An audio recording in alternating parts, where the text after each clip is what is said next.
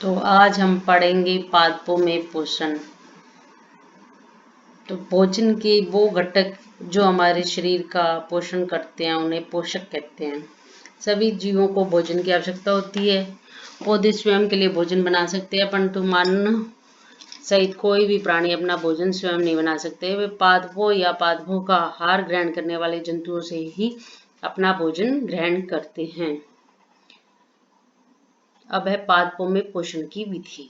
पोषक पदार्थ सजीवों की शारीरिक संरचना, वृद्धि, क्षतिग्रस्त भागों के रखरखाव के लिए समर्थ बनाते हैं तथा विभिन्न जैव प्रक्रमों के लिए आवश्यक ऊर्जा भी प्रदान करते हैं। सजीवों द्वारा भोजन ग्रहण करने व उसके उपयोग करने की विधि को पोषण कहते हैं। पोषण की वह विधि जिसमें जीव अपना भोजन स्वयं बनाते हैं उसे स्वयं पोषण कहते हैं। ऐसे पादप स्वपोषी कहलाते हैं। जंतु व अधिकतर अन्य जीव पादपों द्वारा संश्लेषित भोजन ग्रहण करते हैं, उन्हें विषमपोषी कहते हैं। पत्तियां पादप की खाद्य फैक्ट्री होती है, तो सभी कच्चे पदार्थ पत्तियों तक पहुंचने चाहिए।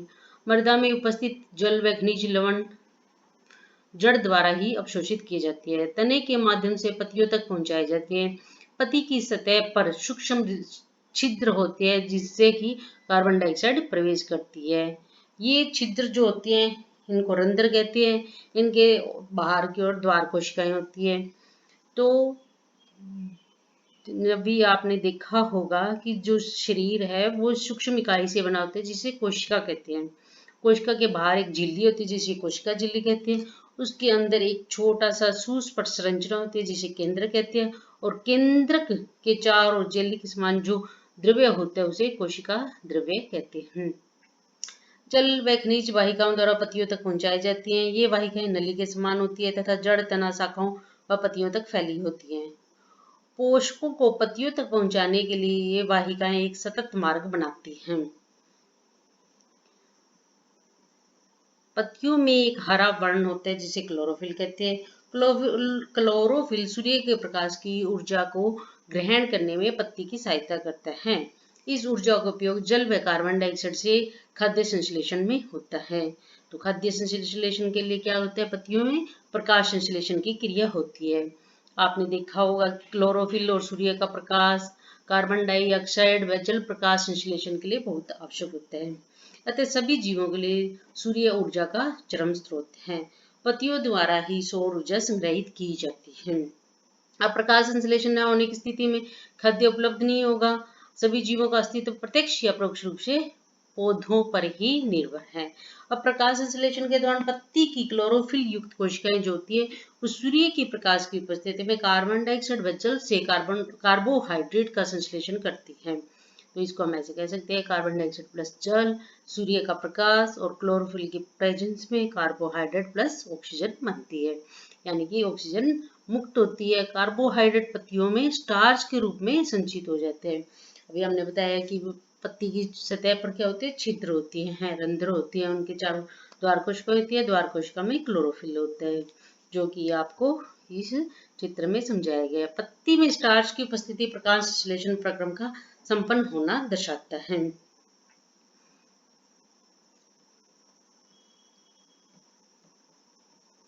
अब पत्तियों के अतिरिक्त पादपों के दूसरे हरे भागों जैसे कि हरे तने, शाखाओं में भी प्रकाश संश्लेषण होता है। मृस्थलीय पादपों में वाष्पोत्सर्जन द्वारा जल क्षय को कम करने के लिए पत्तियां शलक या शूल रूपी हो जाती है, जैसे कि आपने देखा होगा एलोवेरा, नागफनी, इनमें क्या होता है कि तने में ही क्लोरोफिल युक्त इकट्ठा हो जाता है। हरी पत्तियों के अतिरिक्त अन्य वर्ण की पत्तियों में भी क्लोरोफिल होता है, परंतु इन पत्तियों में उपस्थित लाल, भूरे अथवा अन्य वर्णक क्लोरोफिल के हरे रंग का प्रच्छादन कर देते हैं, यानी कि ढक लेते हैं, पर इनमें भी प्रकाश संश्लेषण होता है। आपने गीली दीवार पर, तालाब, ठहरे जलाशय में कुछ हरा हरा दिखा होगा, तो ये क्या होते हैं, शैवाल होते हैं। इसमें ये भी क्या करते हैं, ये भी प्रकाश संश्लेषण करते हैं। अब पादपों में कार्बोहाइड्रेट के अतिरिक्त अन्य खाद्य पदार्थों का भी संश्लेषण होता है। अब कार्बोहाइड्रेट का प्रकाश संश्लेषण में कार्बोहाइड्रेट का संश्लेषण होता है प्रकाश संश्लेषण की उपस्थिति में, परंतु इनका उपयोग खाद्य के अन्य घटकों के संश्लेषण में होता है। तो नाइट्रोजन प्रोटीन जो होता है वो नाइट्रोजनी पदार्थ होता है। अब उसकी भी आवश्यकता होती है, तो नाइट्रोजन गैस जो होती है वो बहुत अधिक है, पर जैसे कार्बन डाइऑक्साइड को एब्जॉर्ब कर सकते हैं वैसे नाइट्रोजन को एब्जॉर्ब नहीं कर सकते। इसलिए मिट्टी में कुछ विशेष जीवाणु होते हैं जो गैसीय नाइट्रोजन को उपयोगी यौगिकों में परिवर्तित कर मृदा में निर्मुक्त कर देते हैं। यह विलेय पदार्थों द्वारा जल के साथ अवशोषित कर लिया जाता है, जिससे कि वो ग्रो करने लगते हैं। आपने देखा होगा कुछ यूरिया खाद वगैरह किसान मिलाते हैं ताकि उनको पौधों को नाइट्रोजन अच्छे से मिल सके। अब कुछ पौधे ऐसे भी होते हैं जिनमें क्लोरोफिल नहीं होता, वे भोजन बनाते ही नहीं है। तो ऐसे पौधे क्या होते हैं, दूसरों पर निर्भर होते हैं, इन्हें विषमपोषी कहते हैं। जैसे कि मनुष्य भी विषमपोषी में आता है। जैसे कि अमरबेल होती है, वो दूसरे पेड़ से ही अपना भोजन प्राप्त करती है, तो इसे परपोषी कहते हैं। और अमरबेल को परजीवी कहते हैं, जो कि दूसरों से भोजन ग्रहण करते हैं। तो इस प्रकार से हम भी एक परजीवी हो गए। क्या आपने ऐसे पादपों को देखा उनके विषय में जो जंतुओं का भक्षण करते हैं?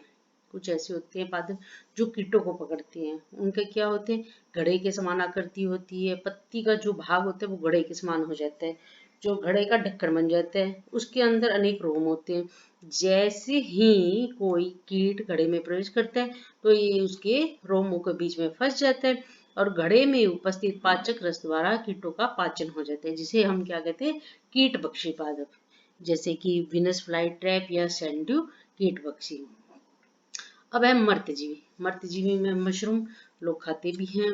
क्या है कि वर्षा के दिनों में वृक्षों की सड़ी गली टूटी टहनियों तनों छालों पर छाते के समान संरचनाएं बनती है, जिसे हम मृत्यजीवी कहते हैं। अब डबल रोटी है, डबल रोटी को भिगो दीजिए, फिर उसको कुछ दिन रख देते हैं तो देखते हैं उसमें हरे हरे धब्बे हो गए हैं। तो ये क्या है, कवक फंजाई। तो ये मर्त व विघटनकारी वस्तुओं की सतह पर कुछ पाचक रसों को स्राव करते हैं, उसे साधारण व विलय के रूप में परिवर्तित कर देते हैं। तो इस तरह वे इस विलयन का भोजन के रूप में अवशोषण कर लेते हैं। इस प्रकार की पोषण प्रणाली को, जिससे कि जीव मर्त व विघटित जैविक पदार्थों से पोषक प्राप्त करते हैं, मर्तजीवी पोषण कहलाती है। और ये पौधे जो होते हैं उनको क्या कहते हैं, मर्तजीवी। जैसे कवक हो गया, वो अचार चमड़े कपड़े अन्य पदार्थों पर उगते हैं। इससे क्या होते है कि कई फसलों को भी, सामान को भी नुकसान पहुंचाती है। अब जी जो सामान्यतः कवकों के बीजाणु जो होते हैं वो वायु में उपस्थित होते हैं, और जैसे ही थोड़ा नम उष्ण मौसम हुआ वो उनके साथ मिलके नए कवक को जन्म दे देते हैं, और जिससे नया कवक बन जाता है। कुछ जीव एक दूसरे के साथ रहते हैं तथा अपना जगह, अपना आवास और पोषक तत्व एक दूसरे के साथ बांटते हैं, उसे सहजीवी संबंध कहते हैं। कुछ कवक वृक्षों की जड़ों में रहते हैं, कुछ कवक वृक्ष कवक को पोषण प्रदान करते हैं, बदले में उन्हें जल व पोषकों के अवशोषण में सहायता मिलती है। जैसे कि लाइकेन। लाइकेन क्या है, एक शैवाल है। इसमें ये दो जीवों का भागीदार होते हैं, जिसमें एक शैवाल होता है, दूसरा कवक होता है। शैवाल में क्लोरोफिल उपस्थित होते हैं, जबकि क्लोरोफिल में कवक नहीं होता। कवक शैवाल को रहने का स्थान, जल व पोषक तत्व उपलब्ध कराता है, और बदले में शैवाल जो है प्रक्रिया संश्लेषण द्वारा भोजन बनाता है, जो कि कवक को देता है। अब मृदा में पोषकों की पुनः पूर्ति किस प्रकार होती है? आपने देखा होगा कि पौधों में को उगाने के लिए उसमें खाद डाली जाती है। खाद में क्या होते हैं, नाइट्रोजन, पोटेशियम, फास्फोरस जैसे पोषक तत्व होते हैं। धीरे धीरे क्या होते हैं, इनकी मात्रा कम हो जाती है, इसलिए मृदा को इन पोषक तत्वों से समृद्ध करने के लिए भूमि में फिर खाद डालनी पड़ती है। पादपों को प्रोटीन प्राप्त करने के लिए सामान्य नाइट्रोजन की अधिक आवश्यकता होती है। फसल की कटाई के साथ ही नाइट्रोजन की कमी हो जाती है। तो यद्यपि वायु में नाइट्रोजन बहुत अधिक है, परंतु ये कार्बन डाइऑक्साइड की तरह इसे ले नहीं सकते। पौधे नाइट्रोजन को विलेय रूप में अवशोषित कर सकते हैं। कुछ जीवाणु जो राइजोबियम कहलाते हैं, वो वायुमंडल में उपस्थित नाइट्रोजन को अब्जॉर्ब कर लेते हैं, परंतु राइजोबियम अपना भोजन स्वयं नहीं बना सकते। ये चना, मटर, मूंग, सेम तथा अन्य फलीदार पादपों की जड़ों में रहते हैं तथा उन्हें नाइट्रोजन की आपूर्ति करते हैं। अधिकतर दालें फलीदार पादपों से प्राप्त करती है। इसके बदले पादप जो होते हैं वह राइजोबियम जीवाणु को आवास व खाद्य प्रदान करते हैं। इस अध्याय में हमने पढ़ लिया है कि अधिकतर पादप स्वपोषी होती हैं, कुछ परजीवी होते हैं, कुछ मर्तजीवी होती हैं, कुछ विषमपोषी होते हैं। इस तरह सभी जीवों को खाद्य की आवश्यकता होती है, जिसका उपयोग वे अपनी वृद्धि व शरीर के रख रखाव के लिए कर सकते हैं। Thank you.